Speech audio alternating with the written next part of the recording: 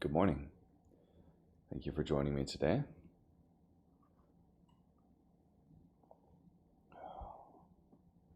That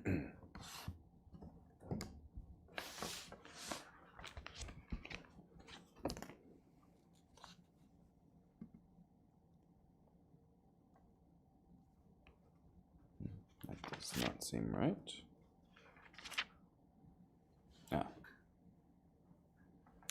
Okay. We're doing Genesis chapter 24, verse 52 through chapter 26, verse 16. Right after I get another drink of coffee.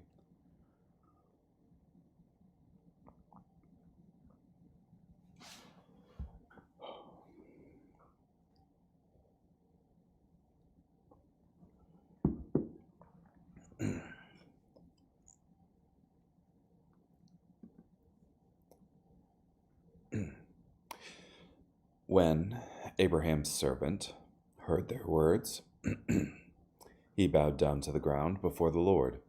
Then he brought out gold, silver jewelry, and clothing and gave them to Rebekah. He also gave valuable gifts to her brother and to her mother. After this, he and the men who were with him ate a meal and stayed there overnight. When they got up in the morning, he said, "Let me leave now, so I can return to my master." But Rebekah's brother and her mother replied, "Let the girl stay with us a few more days, perhaps 10, then she can go." But he said to them, "Don't detain me. The Lord has granted me success on my journey. Let me leave now, so I may return to my master." Then they said, "We'll call the girl and find out what she wants to do." So they called Rebekah and asked her, "Do you want to go with this man?" She replied, "I want to go." So they sent their sister Rebekah on her way, accompanied by her female attendant, with Abraham's servant and his men. They blessed Rebekah with these words, "Our sister, may you become the mother of thousands, of 10,000s. May your descendants possess the strongholds of their enemies." Then Rebekah and her female servants mounted the camels and rode away with the man. So Abraham's servant took Rebekah and left. Now Isaac came from Beer-lahai-roi, for he was living in the Negev. He went out to relax in the field in the early evening. Then he looked up and saw that there were camels approaching. Rebekah looked up and saw Isaac. She got down from her camel and asked Abraham's servant, "Who is that man walking in the field toward us?" "That is my master," the servant replied. So she took her veil and covered herself. The servant told Isaac everything that had happened. Then Isaac brought Rebekah into his mother Sarah's tent. He took her as his wife and loved her. So Isaac was comforted after his mother's death.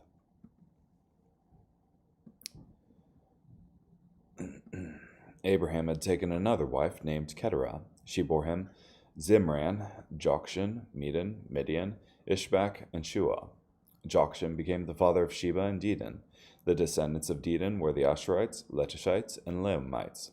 The sons of Midian were Ephah, Epher, Hanok, Abda, and Eldah. All these were descendants of Keturah. Everything he owned, Abraham left to his son Isaac. But while he was still alive, Abraham gave gifts to the sons of his concubines and sent them off to the east, away from his son Isaac. Abraham lived a total of 175 years. Then Abraham breathed his last and died at a good old age, an old man who had lived a full life. He joined his ancestors. His sons Isaac and Ishmael buried him in the cave of Machpelah, near Mamre, in the field of Ephron, the son of Zohar the Hethite. This was the field Abraham had purchased from the sons of Heth. There Abraham was buried with his wife Sarah. After Abraham's death, God blessed his son Isaac. Isaac lived near Beer-lahai-roi. This is the account of Abraham's son Ishmael, whom Hagar the Egyptian, Sarah's servant, bore to Abraham. These are the names of Ishmael's sons, by their names according to their records: Nebaioth, Ishmael's firstborn, Kedar, Abdiel, Mibsam, Mishma, Duma, Massa, Hadad, Tema, Jeter, Naphish, and Kedemah. These are the sons of Ishmael, and these are their names by their settlements and their camps, 12 princes according to their clans. Ishmael lived a total of 137 years. He breathed his last and died. Then he joined his ancestors. His descendants settled from Havilah to Shur, which runs next to Egypt, all the way to Asher. They settled away from all their relatives, Isaac's sons. This is the account of Isaac, the son of Abraham. Abraham became the father of Isaac. When Isaac was 40 years old, he married Rebekah, the daughter of Bethuel, the Aramean, from Paddan Aram, and sister of Laban the Aramean. Isaac prayed to the Lord on behalf of his wife because she was childless. The Lord answered his prayer, and his wife Rebekah became pregnant. But the children struggled inside her, and she said, "If it is going to be like this, I'm not so sure. I want to be pregnant." So she asked the Lord, and the Lord said to her, "Two nations are in your womb, and two peoples will be separated from within you. One people will be stronger than the other, and the older will serve the younger." When the time came for Rebekah to give birth, there were twins in her womb. The first came out reddish all over, like a hairy garment, so they named him Esau. When his brother came out with his hand clutching Esau's heel, they named him Jacob. Isaac was 60 years old when they were born. When the boys grew up, Esau became a skilled hunter, a man of the open fields, but Jacob was an even-tempered man, living in tents. Isaac loved Esau because he had a taste for fresh game, but Rebekah loved Jacob. Now Jacob cooked some stew, and when Esau came in from the open fields, he was famished. So Esau said to Jacob, "Feed me some of the red stuff. Yes, this red stuff, because I'm starving." This is why he was also called Edom. But Jacob replied, "First, sell me your birthright." "Look," said Esau, "I'm about to die. What use is this birthright to me?" But Jacob said, "Swear an oath to me now." So Esau swore an oath to him, and sold his birthright to Jacob. Then Jacob gave Esau some bread and lentil stew. Esau ate and drank, then got up and went out. So Esau despised his birthright. There was a famine in the land, subsequent to the earlier famine that occurred in the days of Abraham. Isaac went to Abimelech, king of the Philistines, at Gerar. The Lord appeared to Isaac and said, "Do not go down to Egypt. Settle down in the land that I will point out to you. Stay in this land. Then I will be with you and will bless you, for I will give all these lands to you and to your descendants, and I will fulfill the solemn promise I made to your father Abraham. I will multiply your descendants, so they will be as numerous as the stars in the sky, and I will give them all these lands. All the nations of the earth will pronounce blessing on one another, using the name of your descendants. All this will come to pass because Abraham obeyed me and kept my charge, my commandments, my statutes, and my laws." So Isaac settled in Gerar. When the men of that place asked him about his wife, he replied, "She is my sister." He was afraid to say, "She is my wife," for he thought to himself, "The men of this place will kill me to get Rebekah because she is very beautiful." After Isaac had been there a long time, Abimelech, king of the Philistines, happened to look out a window and observed Isaac caressing his wife, Rebekah. So Abimelech summoned Isaac and said, "She is really your wife. Why did you say, 'She is my sister'?" Isaac replied, "Because I thought someone might kill me to get her." Then Abimelech exclaimed, "What in the world have you done to us? One of the men might easily have had sexual relations with your wife, and you would have brought guilt on us." So Abimelech commanded all the people, "Whoever touches this man or his wife will surely be put to death." When Isaac planted in that land, he reaped in the same year 100 times what he had sown, because the Lord blessed him. The man became wealthy. His influence continued to grow until he became very prominent. He had so many sheep and cattle and such a great household of servants that the Philistines became jealous of him. So the Philistines took dirt and filled up all the wells that his father's servants had dug back in the days of his father Abraham.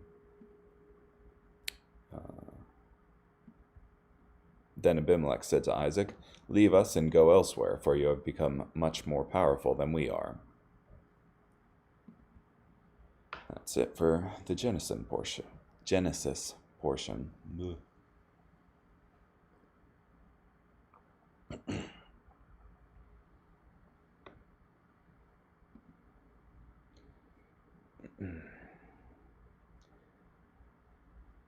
It's funny. It seems like there's a direct parallel between Abraham's life and Isaac's life, because you have this same event of Abraham calling his wife his sister, and in front of the peoples of the land, and it getting him almost in trouble, and then Isaac, his son, doing exactly the same thing. Also, I wonder if this is the same Abimelech. But Abimelech means my father, the king. So.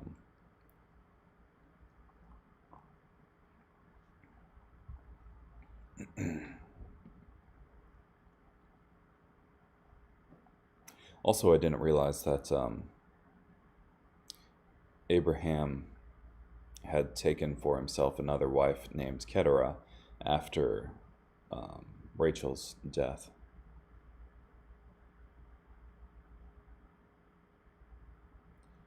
Yeah. Oh, Sarah, my bad. Okay, let's continue. Matthew chapter 8, verse 18 through 34. Now when Jesus saw a large crowd around him, he gave orders to go to the other side of the lake. Then an expert in the law came to him and said, "Teacher, I will follow you wherever you go." Jesus said to him, "Foxes have dens, and the birds in the sky have nests, but the Son of Man has no place to lay his head." Another of the disciples said to him, "Lord, let me first go and bury my father." But Jesus said to him, "Follow me, and let the dead bury their own dead." As he got into the boat, his disciples followed him. And a great storm developed on the sea, so that the waves began to swamp the boat, but he was asleep. So they came and woke him up, saying, "Lord, save us, we are about to die." But he said to them, "Why are you cowardly, you people of little faith?" Then he got up and rebuked the winds and the sea, and it was dead calm. And the men were amazed and said, "What sort of person is this? Even the winds and the sea obey him." When he came to the other side, the region of the Gadarenes, 2 demon-possessed men coming from the tombs met him. They were extremely violent, so that no one was able to pass by that way. They cried out, "Son of God, leave us alone. Have you come here to torment us before the time?" A large herd of pigs was feeding some distance from them. Then the demons begged him, "If you drive us out, send us into the herd of pigs." And he said, "Go." So they came out and went into the pigs, and the herd rushed down the steep slope into the lake and drowned in the water. The herdsmen ran off, went into the town, and told everything that had happened to the demon-possessed men. Then the entire town came out to meet Jesus, and when they saw him, they begged him to leave their region.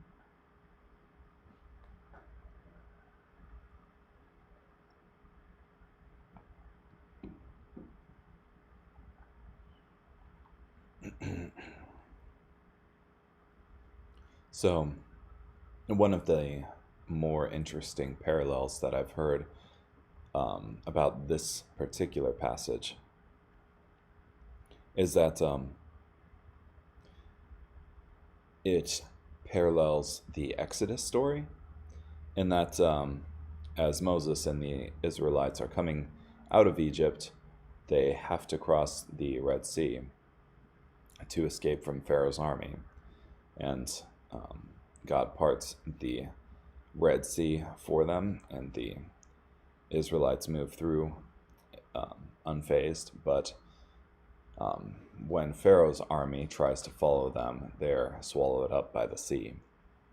In the same way, Jesus, who's in this boat with his disciples, calms the wind and the waves. That is, he exerts control over the waters, just as God did in the Exodus story. And then when they get to the Gadarenes here, Jesus drives the enemies of the Lord, that is, these demons, into the waters to be drowned in the same way that the Egyptians were drowned. So, thought that was an interesting assertion. Psalm chapter 10, verses 1 through 15. Why, Lord, do you stand far off? Why do you pay no attention during times of trouble? The wicked arrogantly chase the oppressed. The oppressed are trapped by the schemes the wicked have dreamed up. Yes, the wicked man boasts because he gets what he wants. The one who robs others curses and rejects the Lord. The wicked man is so arrogant. He always thinks, God won't hold me accountable. He doesn't care. He is secure at all times. He has no regard for your commands. He disdains all his enemies. He says to himself, I will never be upended, because I experience no calamity. His mouth is full of curses and deceptive, harmful words. His tongue injures and destroys. He waits in ambush near the villages. In hidden places he kills the innocent. His eyes look for some unfortunate victim. He lies in ambush in a hidden place, like a lion in a thicket. He lies in ambush, waiting to catch the oppressed. He catches the oppressed by pulling in his net. His victims are crushed and beaten down. They are trapped in his sturdy nets. He says to himself, God overlooks it. He does not pay attention. He never notices. Rise up, O Lord. O God, strike him down. Do not forget the oppressed. Why does this wicked man reject God? He says to himself, You will not hold me accountable. You have taken notice, for you always see one who inflicts pain and suffering. The unfortunate victim entrusts his cause to you. You deliver the fatherless. Break the arm of the wicked and evil man. Hold him accountable for his wicked deeds, which he thought you would not discover. The Lord rules forever. The nations are driven out of his land. Lord, you have heard the request of the oppressed. You make them feel secure because you listen to their prayer. You defend the fatherless and oppressed, so that mere mortals may no longer terrorize them.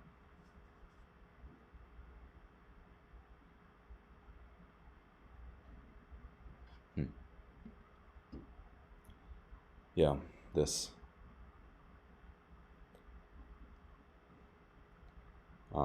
wicked man has no regard for God because he doesn't experience calamity. So you've got kind of the same situation that I was mentioning yesterday of the arrogant wicked. Let's continue on. Proverbs 3, verses 7 and 8. Do not be wise in your own estimation.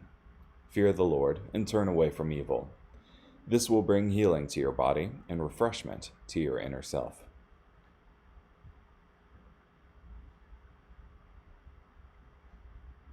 Yeah. And I think this goes on from the, introduction to Proverbs, that the fear of the Lord is the beginning of wisdom. So, okay, well, appreciate you joining me today. Hope you have a good day.